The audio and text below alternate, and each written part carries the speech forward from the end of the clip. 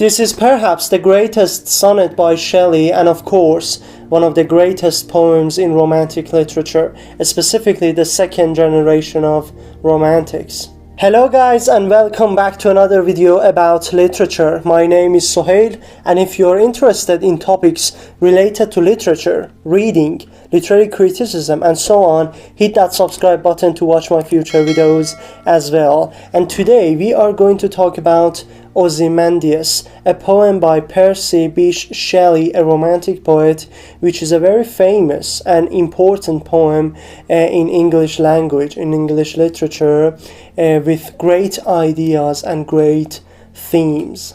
In this video, I'm going to refer to two important themes in this poem, and the second one is more significant than the first one. These are very important themes of this poem. But before going to that analysis and a critical overview of the poem, let's read the poem one more time together to enjoy this masterpiece and the beauty it provokes. It is really a great way of doing poetry is to read it for multiple times. If you want to understand and analyze a piece of poetry better, you have to read it for multiple times and not silently but with a loud voice. So in this way you can understand and analyze it better, and it really increases the beauty of that literary production. So I have this book here. I'm going to read the poem from this book. This is Perrin's Literature, a Structure, Sound and Sense, which is a book with 3 volumes, which the second volume is about poetry, other volumes are about drama and fiction.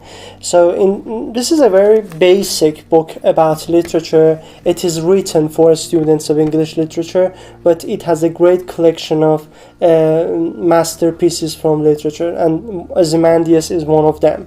So I'm going to read this from this book. So let's have this poem together. I met a traveler from an antique land who said, 2 vast and trunkless legs of stone stand in the desert.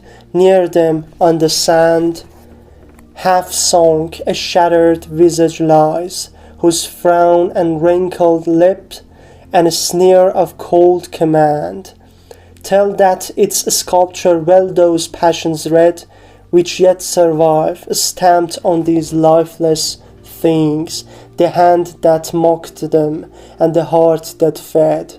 And on the pedestal these words appear: my name is Ozymandias, King of Kings. Look on my works, ye mighty and despair. Nothing beside remains, round and decay, of that colossal wreck, boundless and bare. The lone and level sands, stretched far away. This is very beautiful, very great poem. I'm going to cry because this is the selection of words and diction, this extended metaphor he uses, and this is very great. I really enjoy that. That was interesting. Now let's talk about the analysis and what those themes are about, and let's talk about this poem a little bit. I really love these poems, especially if they are from the second generation of Romantic poets. I mean Shelley, Keats and Lord Byron. These 3 poets are my favorite poets in the Romantic era because their works are more closer to that sense of nature, the outer nature and the inner nature of human beings, and the feeling is very pure. So the literariness and the feeling is much better than the first generation. The first generation is very important. They started the Romantic period, but the second generation is much more closer to that nature, and these feelings and these actually ideas are stemmed from that natural voices and that natural forces. So this makes this poems very great. As we see, the setting of this poem is also in the nature. It is in a very barren desert, but it is nature, and it provokes lots of ideas from that context he's trying to depict. The speaker of the poem heard a story from a traveler about a figure of a king in the middle of a desert, and that is broken, and the head is fallen down on the sands, but the wrinkles and the details of the head and hands are still there, which shows the mastery of its sculpture. And this statue is there, and nothing remains anymore. So in the pedestal of that statue is written, "Yes, my name is Ozymandias, King of Kings. Look at my works, yeah, mighty and despair," which shows that once upon a time there was a kingdom here. There was a big and great kingdom here, and this was its king, the Ozymandias the king, and he was a very proud person. These are the impressions we got from these scripts of under the statue. So, but now nothing remains of those mighty and beautiful and great kingdom except the desert and this broken sculpture. The only thing remains there is that broken sculpture. The first impression of the poem is very clear, is that the destruction will visit everything on earth, and everything we are proud of will be destroyed one day. I mean, objects, ranks, properties, money, these things we are proud of will be vanished and destroyed throughout the history. And Ozymandias is a king who declared himself the King of Kings. I mean, he declared himself something like God, and many kings in the history have declared themselves the King of Kings, and they are all dead. So the destruction will come to everyone, will come to everything. And the first impression and the first theme of this poem is this, that the destruction will come to everything you are proud of. So don't be proud of them. Don't do anything to keep them, because you will finally lose them.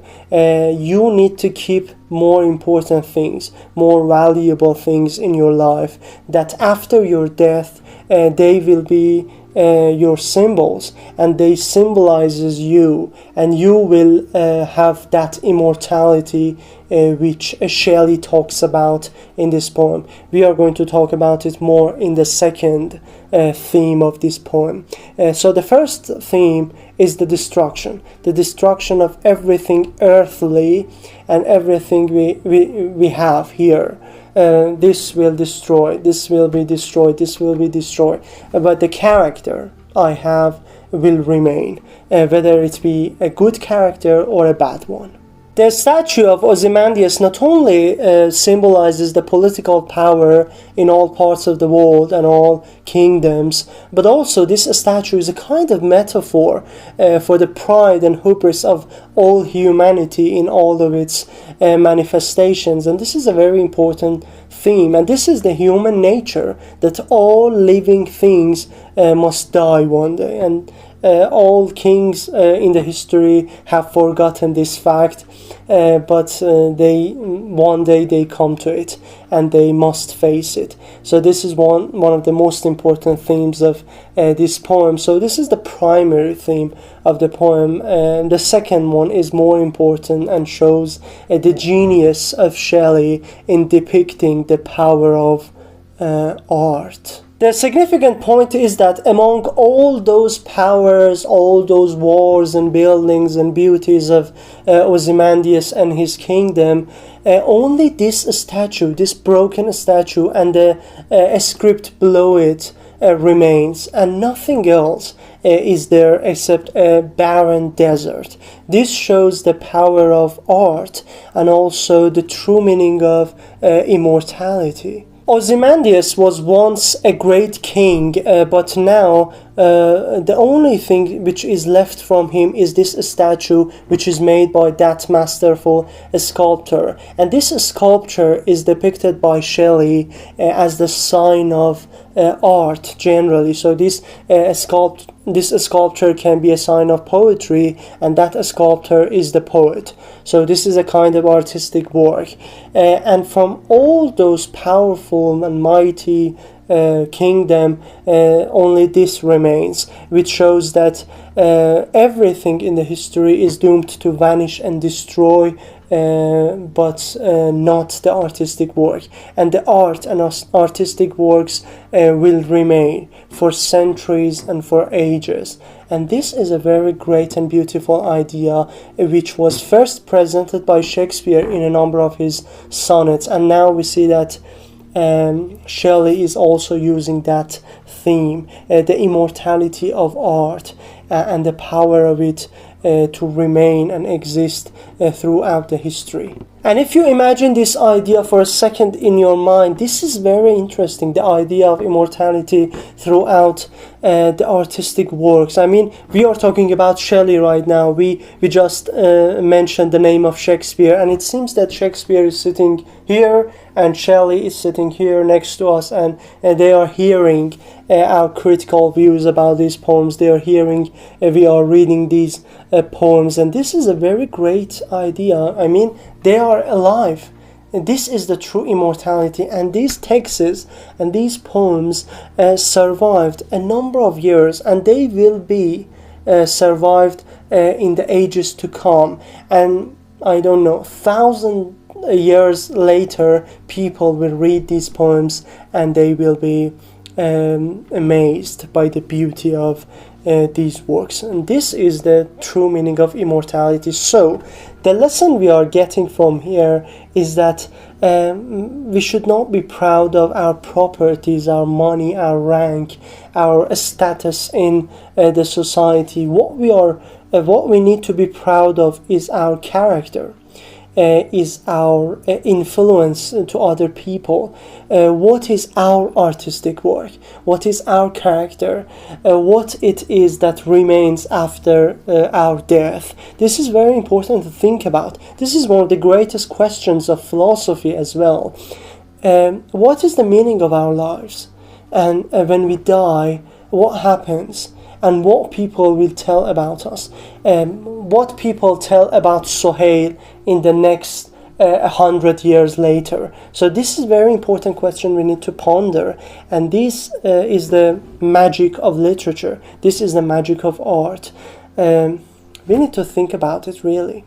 Well guys, this is the end of this interesting analysis of Ozymandias by Shelley. I hope you enjoyed watching this critical overview of the poem, and of course we can go on and talk more about this poem because it is a very great masterpiece by this romantic poet. So I'm looking forward to your comments about this poem, and I will be very delighted to hear your comments, your ideas, and read them.